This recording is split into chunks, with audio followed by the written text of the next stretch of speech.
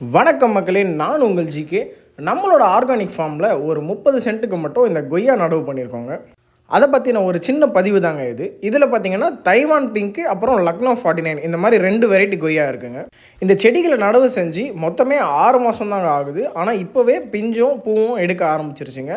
ஆனால் இதே நம்ம நாட்டு செடியில் இந்த மாதிரி காய் வைக்கிறது ரொம்ப கஷ்டங்க. 2-3 வருஷம் ஆகும். நம்மளோட கழனிலையும் இதே மாதிரி ஒரு நாட்டு மரம் வச்சுருக்கோம். ஆனால் அது இன்னும் பூ கூட எடுக்கலைங்க. விவசாயம் மட்டுமே பண்ணுற ஒரு விவசாயி நாட்டு செடிகளை வச்சு இந்த அளவுக்கு லாபம் எடுக்க முடியுமானா அது கொஞ்சம் கஷ்டம்தாங்க. அதுக்கு பதிலாக இந்த மாதிரி கிராஃப்டிங் செடிங்களை வச்சு ஒரு வருஷத்துக்குள்ளே நமக்கான வருமானத்தை தேடுறதுக்கு ஒரு வழியை பண்ணலாங்க. இருந்தாலும் ஒரு நாட்டு கொய்யா மரத்தோட காய்ப்பு வந்து 30-40 வருஷத்துக்கு இருக்குங்க. இந்த மாதிரி கிராஃப்டிங் செடிலாம் பார்த்தீங்கன்னா ஒரு 10 வருஷம் தான் நல்ல காய்ப்பு இருக்குங்க. இப்போ நீங்கள் பார்த்துட்டு இருக்கிறது தான் நம்மளோட கழனியில் 2 வருஷத்துக்கு முன்னாடி வச்ச நாட்டு கொய்யா மரங்க. இன்னும் பூவே எடுக்கல.